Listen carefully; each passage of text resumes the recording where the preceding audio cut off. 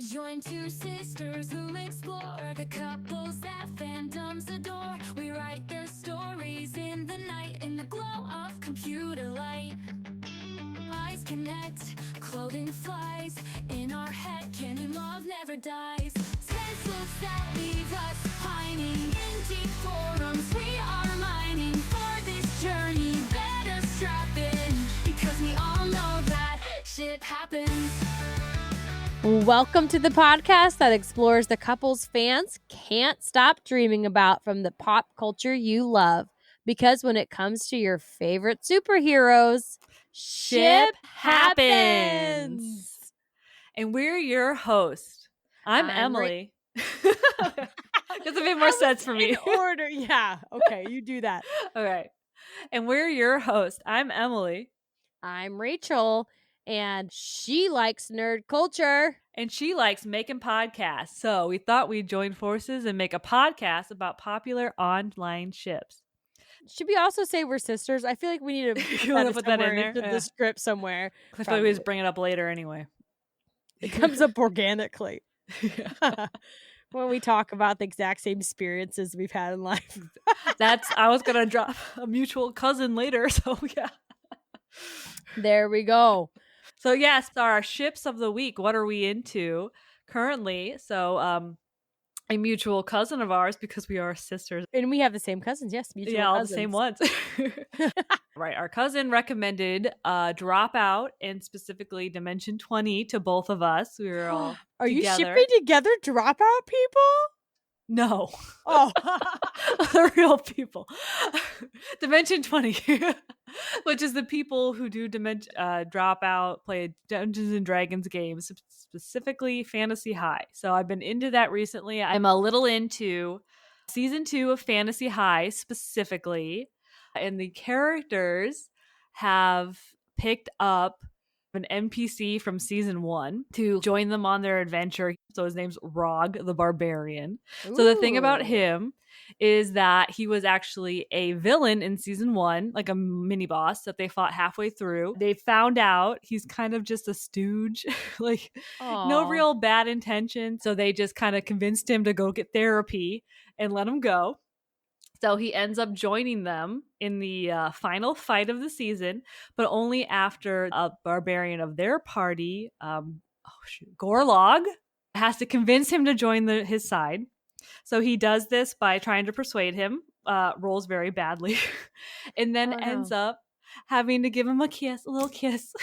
Oh. So because you find out that Rog, after getting therapy, has now realized that he's had this unrequited crush on his best friend, BFF, who turns out to be the bad guy, one of the big bads of the season. So he confesses his feelings to his bestie, who rejects him violently, which is sad. Yeah, he's a bad guy. These are real issues that they're talking about on Dimension 20. So our intrepid heroes pretty quickly dispatch said bad guy bestie in some actually pretty competent play. So then he's kind of spiraling out about it. So in order to bring him back, Gorlog gives him a kiss. And then season 2, he's joined the party, and I'm just kind of like, where's that going to go? I kind of like it. I was like, well, maybe this might work out. Now, I think they're barbarians. Similar. Exactly. They're a little too similar, and Gorlog does, in fact, have a girlfriend at this point. But it is on the rocks, so we will see. You know, you almost make me want to watch a D&D thing. And as we were talking about before we started rolling, like, I feel like I am a hair's breadth away from being a D&D person. Like, if the roll of the dice had just gone a little bit different, I would be somebody who is, like, full into D&D. I just feel like it's too late now. You just can't commit. It's a time commitment. I live my life in a way that is so tangential to Dungeons and Dragons, where, like, I've obviously I've listened to podcasts of people playing it. I've watched for YouTube. Years now. You've dragged me to live podcasts with some of those people. But they weren't actually playing it, which is a little sad. Well, how could they? Live. They couldn't do that on a live show. They do. Oh, no. I would have been like, why am I here now? Oh, if it was a Taz live show, I'd be there so fast. Oh man. Oh, they're funny. Anyway, that's the Adventure Zone. Yeah, like I listen to podcasts, I watched the movie, I've read fictional and non-fictional books about Dungeons and Dragons. I've played Baldur's Gate. Like I've every kind of media, Dungeons and Dragons themed. I've done it, just have never played the game. Girl, 2025. Emily is playing Dungeons and Dragons. We're gonna find you a group to get involved in. You'll be like level 1, whatever character you are. But I feel like you have to now. You Like have to everything. do, yeah. I don't know. It seems oddly vulnerable to like play pretend with your friends as an adult. Or a group of strangers, right? Yeah, Because that's I worse. don't know anybody who plays Dungeons. I'm sure I do know people. Oh, who play you do. I do. We're related to them. Yeah. At least one. But I've heard some talk at Thanksgiving. So. But they wouldn't let me in because they'd be like, oh God, she's too normcore. And speaking of normcore, my ship of the week comes from network goddamn television, guys. Because it is the fall, so the new seasons are coming out. And I've been watching Abbott Elementary. And I am such a shipper of Janine and Greg. And they're just like the Jim and Pam of the new era. Have you seen that at all?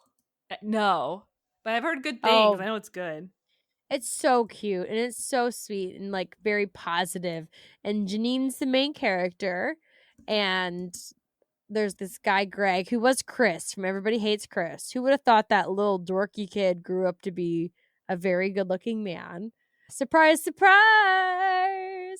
But they're orbiting each other, right? The stars haven't aligned. I'm like, I'm just rooting for you two kids. But it is very much the Jim and Pam because in this first season, he's interested in her, but she has a long-term deadbeat boyfriend. It's all very familiar beats, but we just love to see it play out again. And then she breaks up with her boyfriend, but he's got a new hot girlfriend. Again, this is all very familiar, but you still can't help rooting for him. Yeah, crazy kids to get together. Everybody's been there, just like everybody has had some kind of genetic mutation that makes you a superhero. That is a very smooth transition into our topic today. And before we get into it, I just want to say, everybody's an adult. Everybody's 30 or over or something. At least 30. And we're not even entertaining any notion that anybody is a minor in this ship because just going to put the kibosh on that right now. I'm not even interested in 20-year-olds. Like, I don't even care anymore. Everyone has to be 30 plus. Right, because you don't even become a human until you're 30, right? Until then, you're just an NPC named Grog. I think I got one of their names wrong. I just want to acknowledge that. Like maybe you got Gorgug wrong? Well, just buckle in because we're going to get a lot of shit wrong. Because last episode we talked about Star Wars. This episode we're talking about Marvel. And if there is not two bigger minefields to tiptoe in, it's these two. Because today we are talking about I almost called it a throuple, which I believe it is a throuple, but we'll talk about that later. We're talking about SpideyPool, which is, of course, Spider-Man and Deadpool, part of Marvel, not the MCU, separate things that I learned in the research for this. The comics, the actual originals, the actual comic books. That's what we are talking about. That's what we are basing this off. And Rachel, I wanted to ask, have you ever read a single comic book? No. I read, is Captain Underpants a comic book? I feel like it had some comic book elements to it. Some illustrations. I read some illustrated classics back in elementary school. What is it? Call of the Wild. I loved those. Is that a comic book? No. I don't think it counts. I read Foxtrot. Is that a comic book? No. Comics, yeah. Maybe a bit different. That's my intro. So I'm guessing you have read a comic book? I have, yes. I have read some graphic novels. Know that about you? Not like superheroes. So we talked about the Adventure Zone earlier in this episode. Yes. We have our cameras up if Rachel can see. Right here is my collection of Adventure Zone graphic novel adaptions. So I did read those. I mean, I've read a handful of Sandman books. I read Spy Family. I have read a couple of graphic novels. Manga, I think, is the Asian version. Okay. But to be fair, after doing this research, I kind of want to read some. Like, I kind of want to read these because they're a little bit funny. I get the appeal. I'm like, oh, okay. It doesn't always work for me personally. I find I'm more engaged in a novel. I think just because I get more involved in the world building and everything. I feel a little bit more distance from it when I'm like looking at the pictures and stuff. But in certain mediums, if I'm already invested in the characters, I find that it works really well. So, Like if you already know the characters, right, and you Mhm. know a lot about them, I could see where that tracks, especially with superheroes, right? Because they've been creating stuff about them for decades now. Mhm. So you know them well enough. Because like you said, it's a disconnect. It's like watching a movie versus reading the book. Reading Harry Potter, you know everything that's going on in Harry's head. Watching the movie, you're like, why is that guy just staring at everything? You know, he just doesn't do that much. Yeah. Right. I want more access to their inner world. Was like you're not really getting it as much as in the comic book, but yeah, if you already know them, you already kind of have an idea what they're thinking, who they are, the world. It works a bit better. Yeah, and I don't know about all comic books, but the ones that we read or looked at for today, like very sexually charged. So I'm interested. Call my curiosity peaked. All right.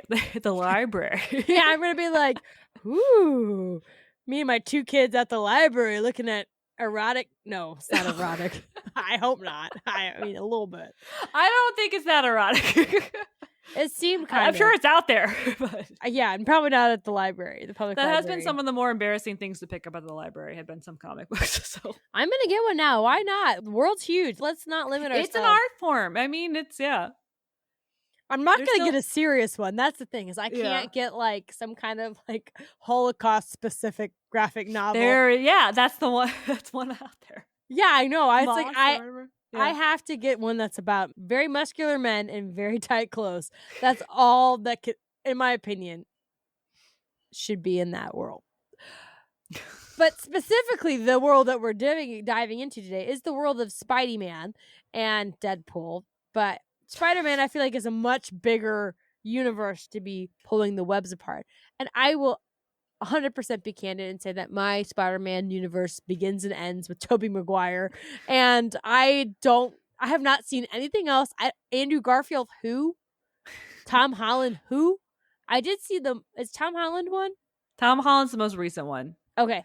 I the did most see the like multiverse. child one, yeah. Yes, I did see multiverse. That one was good. It reminded me of Kimmy Schmidt, where Spider-Man 2, too many Spider-Men. And I will fight that other Spider-Man. But it was pretty hilarious when all of them came back and they were all we were all cheering Tobey Maguire in the movie theater. Well, that meta stuff. God, speaking of meta, Deadpool, right? Yes, I have watched the most. I feel like we watched Deadpool together. It was like a Christmas or something. We watched it in our parents' basement. We watched it. We were all there. And I liked it. And I liked Deadpool 1. However, I started watching Deadpool and Wolverine recently, and I just could not get into it. I DNF'd that bitch. Had to stop. Yeah, I was just like, I'd rather sleep than watch. But you know me. That's kind of most movies to me. Yeah, you normally just sleep. You don't even turn it off. It's just something about the level of humor that I thought was so unique before did not translate in the year of our Lord 2024. Mm-hmm. I get that. I've tried to watch some YouTube videos that just summarize the plot or like told me about all the jokes. And it was just like too much. Like, I don't know. Yeah. I don't really care anymore. Right? It's like that kind of humor is kind of like jump the shark, in my opinion. It is one of the more popular movies they've had recently. Well, probably because everyone's shipping them. But before we get to that, if you don't know what we're talking about, we're going to tell you right now. Because we're talking about Spider-Man and Deadpool. which are 2 comic book characters. And if you've somehow lived under a rock and you don't know any of these stories, let me give you a little synopsis. Peter Parker is a regular run-of-the-mill teenage underdog when he gets bit by a radioactive spider, becoming the amazing Spider-Man. And now suddenly this teenager is responsible for the protection and well-being of the world. Yay. That sounds great. And this comic, it has a super long history, and it started in the 1960s. And what Spider-Man did that was different was it took the role of a teenage superhero, quippy, kind of like snarky teen. It took that from the sidekick Robin character and made it the MC of the universe. And that really spoke to the audience, who is apparently snarky teens. And Spider-Man took off, and it became a mega brand that has like so many comic series. He's in all the little series here and there. And in modern history, I guess since it's been started, it's had 11 movies and in several universes. Well, you have your Toby, your Andrew Garfield, your Tom Holland, and Miles Morales. That's a different Spider-Man.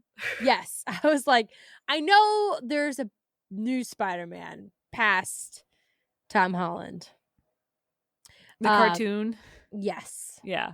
Yeah, into the Spider-Verse, and then there you get your Spider-Pig, Spider-Man, but it's a woman. Spider-Pig? Spider-Pig. That's from The Simpsons. I swear, it's voiced by John Mulaney. God. I think Spider-Pig is in the movie. And I do. It is in The Simpsons too. Spider-Pig. I remember him holding the pig up on the roof. Yeah. But that's the thing. That's like really what we're tiptoeing into, is that this is like very convoluted and very complex world that we're tiptoeing into. And the nature of the beast is we are purveyors into all of these fandoms. We are not experts. So we are going to get all the stuff wrong or miss things or miss some of the nuance. But you can just let us know what you think, I guess. I don't know. There's probably some way to contact us. Well, anyway, so that's Spider-Man. That's Spider-Man. That's one half of the pair here.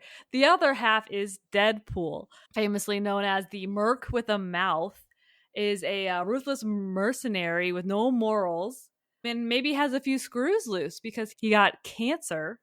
Oh, no. Yeah. If killing people isn't enough, facing your own mortality, woof. Yep. So he joined a special experimental group. It was like Project X or something, and they did some experiments on him. They did make it so that he can heal from anything, so cancer's not getting him, but it has like consumed his body or whatever. It messed up his face. Apparently. Yeah, so he's like full of lesions and boils or whatever, and also potentially got up in his brain. So I think the best I've been able to figure out is that because he has this insane healing ability, his brain's always rewiring and reworking itself, which makes him a little insane, but maybe so crazy that he's actually come around to realize that he is in fact a comic book character, and that us, the readers, are reading about his exploits. So he has the healing ability, but he is also able to break the fourth wall. So he specifically addresses the reader all the time. He mentions that he is a comic book character. I think he occasionally looks ahead in the book to discover how to beat the bad guy. So he's kind of sassy. He makes jokes. Yeah. The description I saw was that some comic book characters break the fourth wall. He treats the fourth wall like he is the Kool-Aid man and just like busts through it. Oh, yeah. Yeah. He literally talks about Tobey Maguire in some of the more recent ones. He talks about his lust for Spidey in the sense of like, Tobey Maguire was so cute in the movie. And it's just like, what? Yeah, so that's kind of his claim to fame. So, of course, that makes him very popular because he's not only is he funny, but he's doing all these callbacks, these meta jokes we talked about earlier. So much meta. Very The meta. movie that I watched recently, the Wolverine and Deadpool, he just only talked about Disney the whole time. And I'm like, okay, we get it. Disney owns Marvel. They probably don't like you making jokes about being pegged. Like, we get it. Like, let's let the narrative happen a little bit. Like some plot. So that's, Between yeah, the since that's what gore everybody for- expects from him, it's like too Yeah. much. Yeah, the gory killing and the snarky stuff. And also, I'm over Ryan Reynolds and Blake, what's her face. I'm over them. She's really dropped the ball in her new movie. And people I are starting love to it. come around. People I starting just- to come around. That drama, it's so meaningless. Love it. But these two characters are vastly different. Even though they have a lot of similarities, Spider-Man breaks the fourth wall sometimes. And he's kind of a jokey, snarky guy. But they represent opposite sides. Peter Parker is all light. He's all morals. Uncle Ben taught him well. With great power comes great responsibility. But then the other side is Deadpool, who is all broken in the brain. His idea of being good is performative and what other people perceive you as, and just doing what you need to, I guess. He has no problems with killing people. Yeah, right. So we have Spider-Man and Deadpool. So what is their actual relationship? Why do people Where think did they this have come anything in from? common? Yeah. Yeah, like I've watched a lot of Spider-Man movies, at least all the ones with Tobey Maguire in it. Tobey Maguire one. And I've watched 2 Deadpool movies, actually 2 and a half at this point. And never have they intersected. And that's because it's not the Marvel comic universe, you normies. It's not that. You have to get into the comic books, and that's what we're going to talk about. So the thing with the comic books, it's just there's so much going on. They write a story and then it ends and then they just start over. So with different writers, anything could happen. But anyway, in the comic books, Deadpool is an adult and Spider-Man is an adult. He's an adult. He's Very at least important. 30. Yeah, he is not Tom Holland. So yeah, and in the actual media, we have confirmation that Deadpool is in fact pansexual, so attracted to anybody and everybody. I had to look that up. You didn't know pansexual, Ben? Well, I was like, what's the difference between pansexual and bi? And then I was like, oh yeah, sexuality isn't a dichotomy, it's a spectrum. I don't even know if it was confirmed in the comics. I think maybe it was confirmed by Ryan Reynolds. God damn, I hate that guy. So Deadpool, I mean, I've confirmed pansexual. I mean, he's flirty. Like that's kind of his brand of humor, right? I it's mean, just yeah, dick jokes. He wants to stick it wherever. Anybody is good to go. Well, not specifically wherever, right? He has a list. We'll get to it. He has a list. But anyway, Spider-Man is so far straight. But I do have an argument for that while doing some research.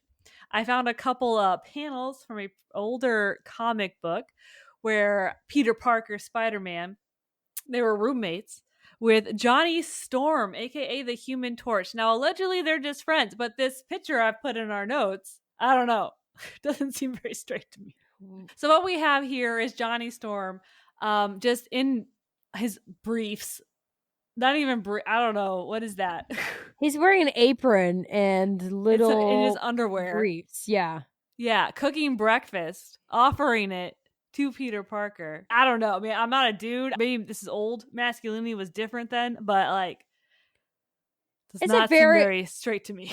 It's a very domestic scene. Yeah. It's like the wife in the apron being like, oh, come get breakfast, babe. And the guy is coming out of the bathroom in his suit and everything, being like, I have to get to work. Wow, yes. That does seem like maybe there's something more going on there. And that's what I saw in a lot of like the research was that like, come on, Peter Parker, let's be real. Canonically, he may be married Mary Jane or whatever, but like it's a multiverse, baby. Every universe is different. It's a multiverse, baby. That's a quote of the episode.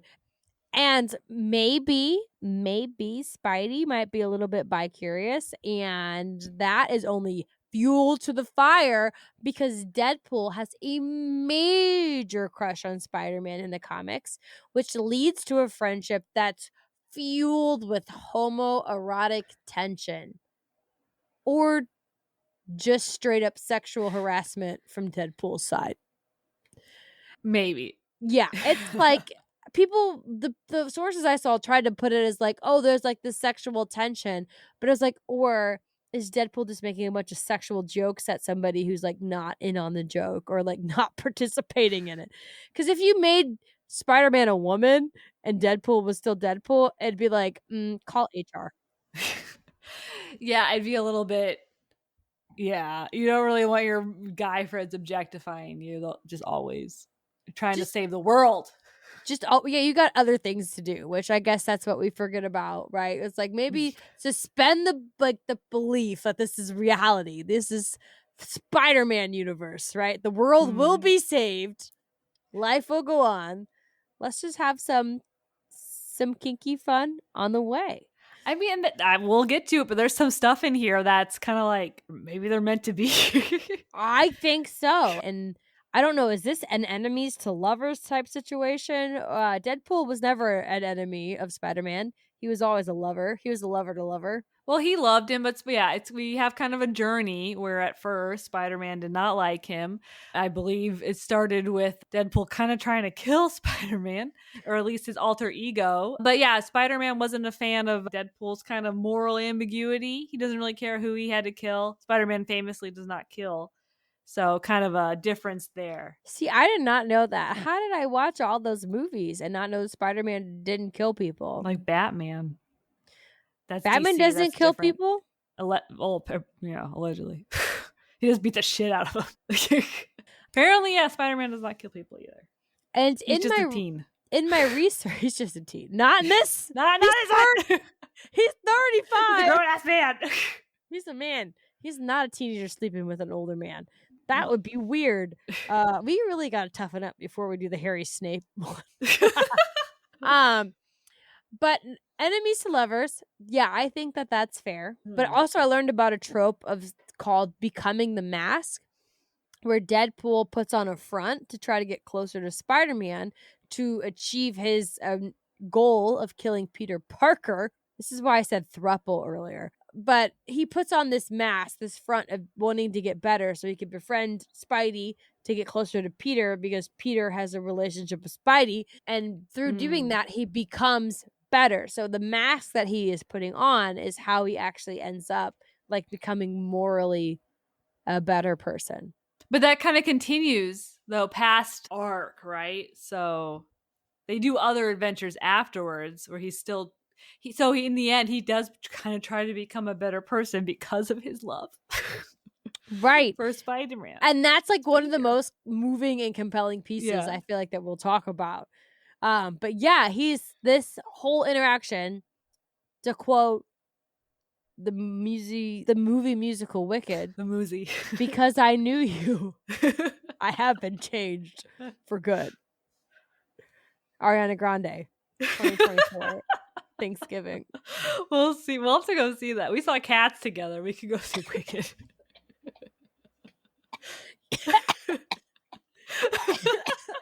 Cats.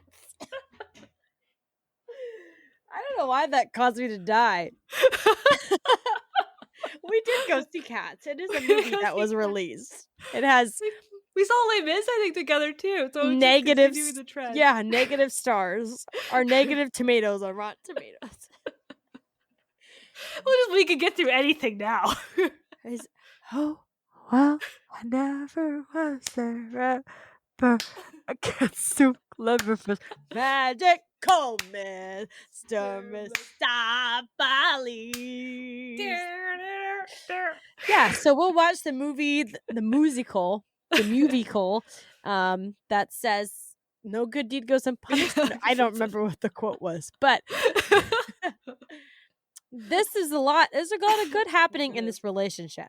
They met in the comics in 2006.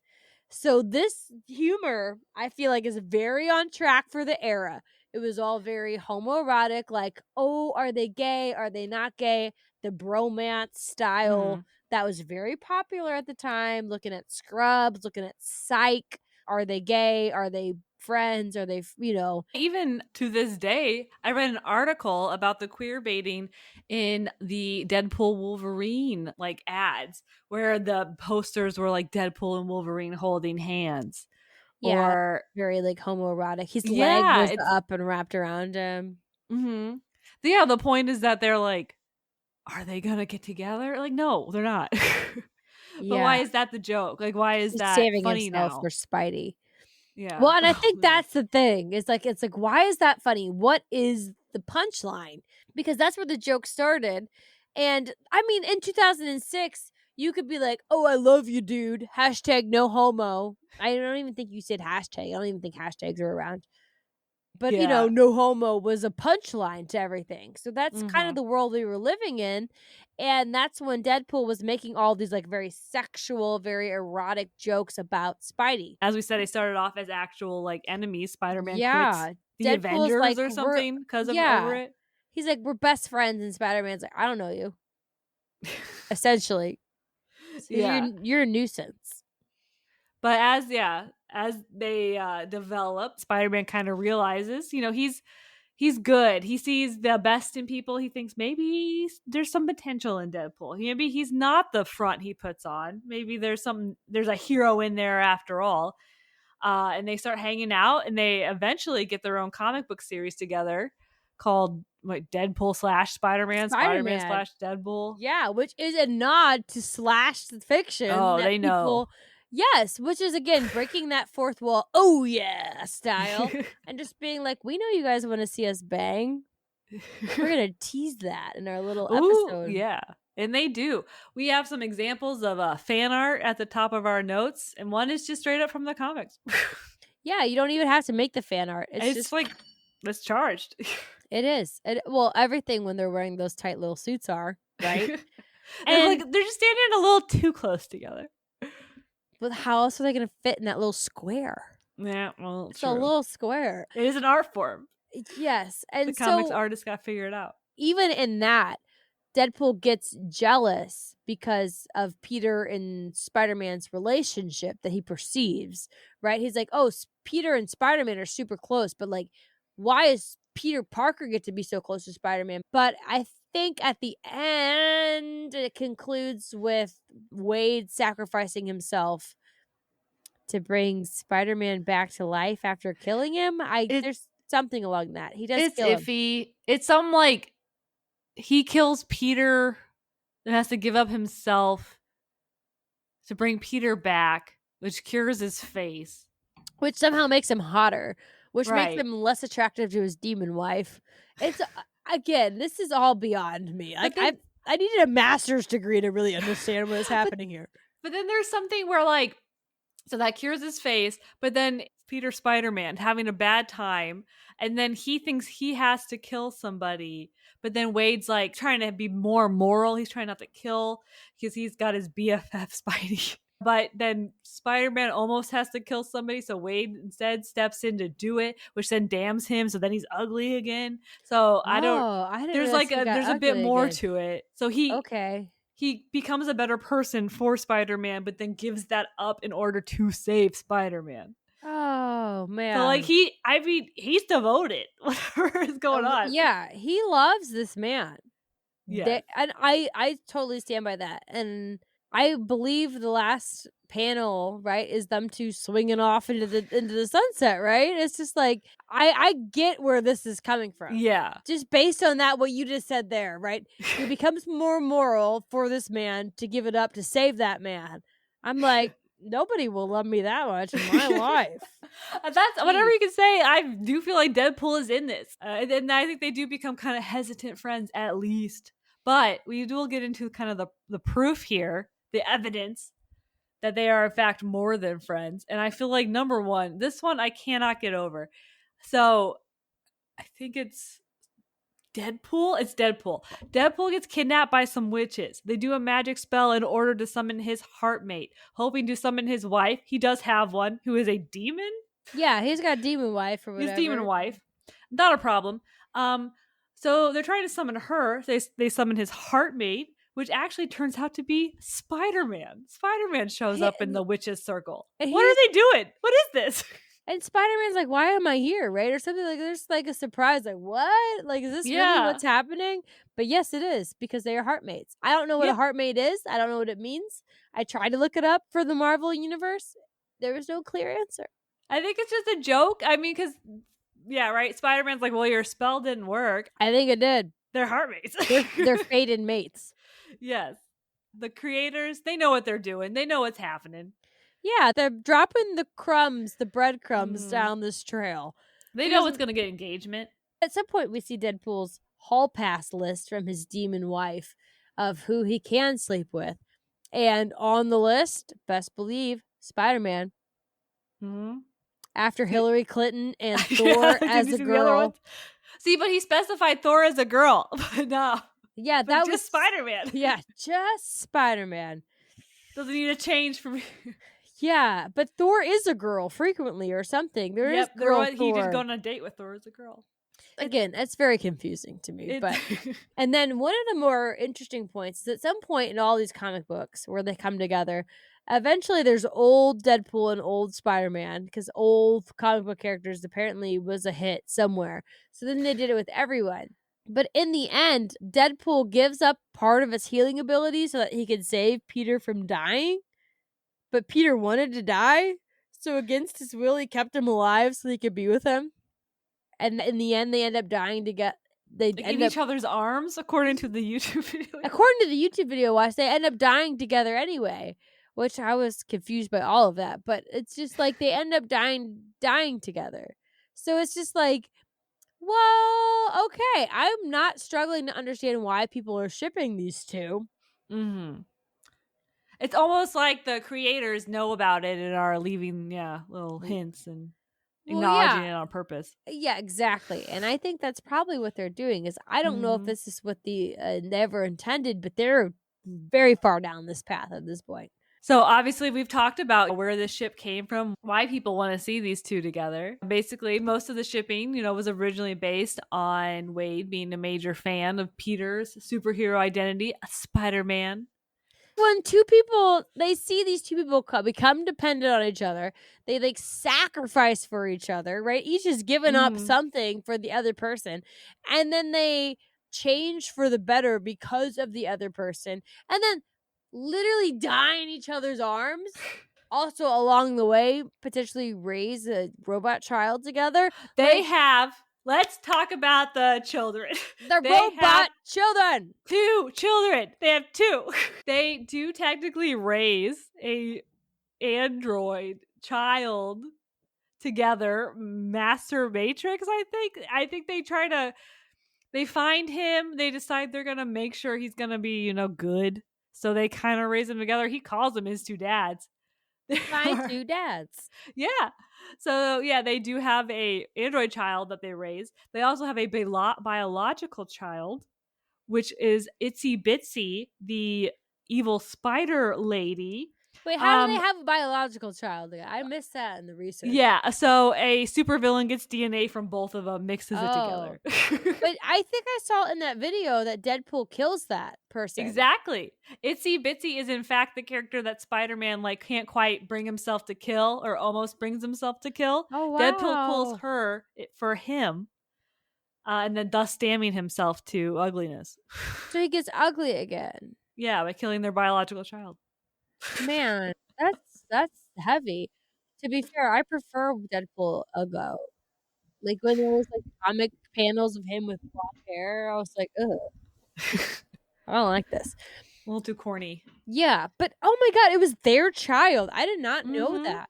Well, I get for comic book reasons, I guess it makes sense, because then it would have she'd have the powers of both of them. Oh, so then it's an equal fight. So she's actually kind of a challenge. That's fair. That's fair. We understand. Some people got the inkling. They were the early adopters. They started writing the fiction. That's where they adopted that into even the name of the comic featuring both of them. And it's been something that's been dangled in front of readers, basically since Deadpool showed up on the scene and met Spider-Man. So it's easy to see why people do it. And I get it. I'm behind it. You ship them. What do the critics say? They just say, "Oh, It's all a joke. It's a joke. Deadpool is just a funny joker, man. He's just a joke entirely, basically. Well, right. His The whole character, right? Yeah, is made to be a parody of another character. And they're both jokey. That's kind of, I think we forgot to say that earlier, but yeah, Spider-Man, right, is like famously kind of quippy. yeah. Deadpool's also very quippy. So it gives Spider-Man the chance to be the straight man against Deadpool, but they can also both be zany together. But this just reeks of the no homo, right? Mhm. The no homo mentality, where being gay is the butt of the joke. Yeah. A man finding another man attractive is the joke. Which does not fly anymore. So, and then we'll get into the kind of like the fandom at large, right? They eat this shit up, right? They have been fed the breadcrumbs. They're eating them as soon as they're dropping. This is the most common tag for fiction with both of these characters together, and just the most common tag for any Deadpool ship. So if Deadpool is fucking somebody, it's Spider-Man. Even with his wives. Yes. Mary Jane, who? That's why we picked this one. We were talking about because of the release of the Wolverine Deadpool movie. We were going to do that, but then Rachel just wasn't feeling it. So I watched the movie and I was like, I get no sexual chemistry between these two. I was like, well, I know there's people out there shipping Deadpool and Spider-Man. It's crossed my radar, so it must be pretty big because I'm not following superheroes at all. So it's got to be one of the big ones. And Right. it is. So we have the top fic on AO3 is Peter Parker's Home for the Wayward Villain by Beanie Baby, with around a little under 6,000 comments, around 30,000 kudos, 7,000 bookmarks, and 700,000 hits. Yes, that was the top one, and it was not super readable. So people are really wanting to see that together. They really want to see them together. And that's no offense, Beanie Baby. Might just be the oldest one out there, you know. Yeah, it was just had the most you time. were a groundbreaker. But that's just there's like a lot to unpack with this couple too, right? The first thing is this relationship incestuous, right? Because interesting thread to pull here, creator Rob Liefeld, who made Deadpool, was influenced by Spider-Man and Wolverine for the creation of his character, and he liked the quips and like the costuming and all that stuff. So he basically kind of like made Deadpool in the image of Spider-Man with just some of the Wolverine lore behind it, right? So the X factor or whatever. Some of the people who made Wolverine were the same who made Deadpool. Which makes sense for why they're shipped, because they're two similar people. They're kind of based off a similar frame. Right. It's why you could read the comic and be like, oh, they get each other. Mm-hmm. Like I said, they're both the like sassy characters. They got the quips with the villains, making fun of them, breaking the fourth wall. Which I was surprised, because doing all this research, I saw that kind of later on, and I was like, oh, they're the same character. I didn't realize that. But then Deadpool was just like cranked up to the nth degree. Yeah, a little bit more. And also, this is the first same-sex couple we've done in Ship Happens, right? And it was kind of a different feel. We're talking about that before we started recording, where it's just like, this one was very much more sexual. And it's just like, is this a couple that's for the boys versus the other couples we were talking about that were for the girls, which is much more like sweeping, romantic, angsty, like, I'm going to bite your neck in a hallway, versus like, I was going to fuck you in that hallway. Right? I feel like it's with the biting the neck. That's like what is sexy for that demographic. Like that's like taboo. That's breaking the norms. Whereas for this demographic, they want something a bit more steamy, or just like addressing sex verbatim, and something that's or more just like being sexy. Yeah, that's kind of the taboo, right? Is that comic books are more straight laced, but then by just being like, "Ooh, I think Tobey Maguire's hot" or whatever. Yeah. I mean, well, you're coming from Marvel, which is practically sexless. I mean, there's romance, but there's no like real sex in it. Exactly. Yep. But because of that, because of the material being more forward, that I feel like they fully painted themselves into the corner with this. Like, people are like, will they, won't they? I'm like, no, this is a will they. At this point, they don't have a choice. Yeah, you can't kind of pull the pull the rug out now. Exactly. They're heartmates. They're a heartmates. They're heartmates. And this isn't 2006. What's the punchline? What's the punchline? Is the punchline being gay? Because that is not funny. People are gay.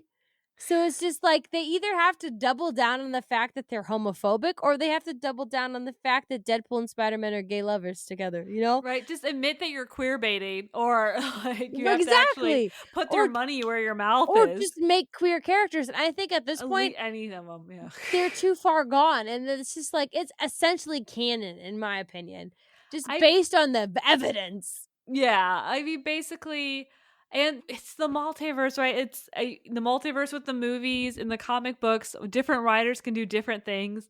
Anything's possible. I think it's basically canon anyway. Like, in the multiverse, at some point, Deadpool and Spider-Man are together. And if they can make Captain America a Nazi, what? Peter Parker... I didn't even know that. You didn't know that? Until I watched the video, I was like, whoa.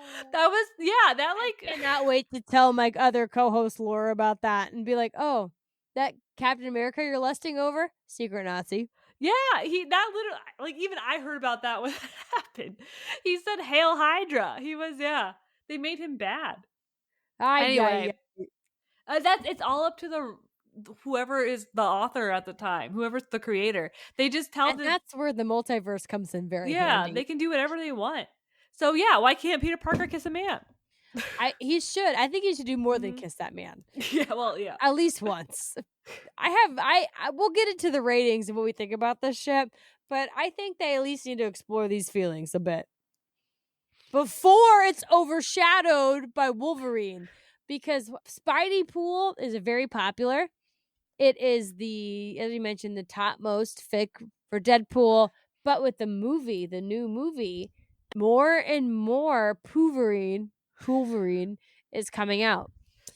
So do you think that Pulverine's going to overshadow Spideypool? I don't know. The movie helps just because that has a bigger reach. So it's just, you get more people. But I think Spideypool just has the history. And I don't see it personally. I don't know. Me either. Yeah. Wolverine's just too emotionally guarded. Exactly. It was just like, okay, so when we started talking about this, I thought Deadpool was the golden retriever and Wolverine was the black cat. But it turns out that's not the case.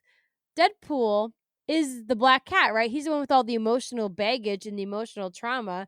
And Spider-Man is the one who's like, this is good. I know good. I am moral. So he's the one who's leading this kind of black cat figure.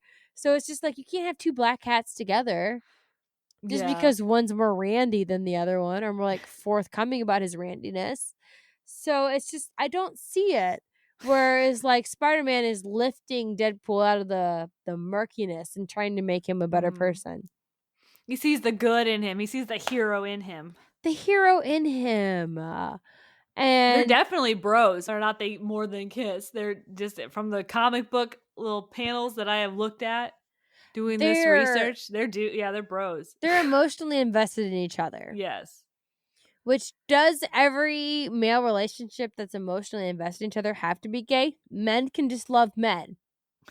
You don't have, like, that's the thing. There's all that homophobia wrapped around it.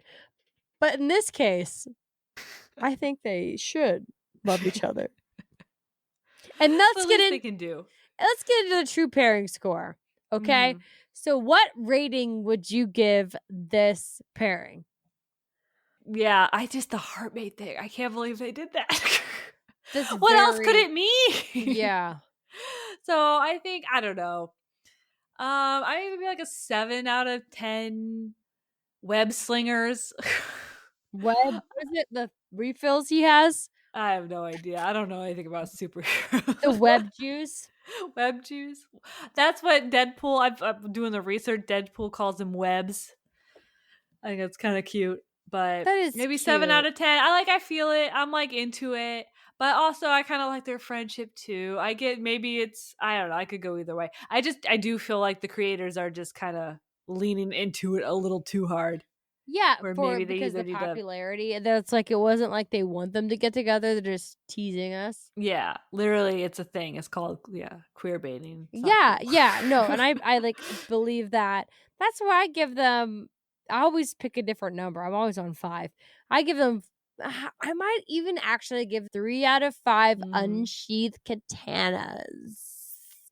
I knocked one down for all the things that you said, like, but then I knocked it down again because I feel like they could each do better, right? Because Spider-Man won't acknowledge his feelings for Deadpool. He's always like, we're not friends. We're not friends. He's like always keeping him at arm's length. It's like that's not good. If that's your person, you want them to be committed to you. You want them to be like, yeah, Deadpool's a fucking psycho, but that's my psycho, but then also on the other side, Deadpool, if somebody's not into you and you're consistently making jokes about their dick and wanting to like have sex with them, that's not cool either. So it's a little toxic in my opinion, even though I believe they do make each other better. And maybe if they could just put down all the baggage and then be together, they would improve. But there's still all these things along the way, right? I feel like at the end, they are friends. They care about each other. There's emotional connection. They do care about each other.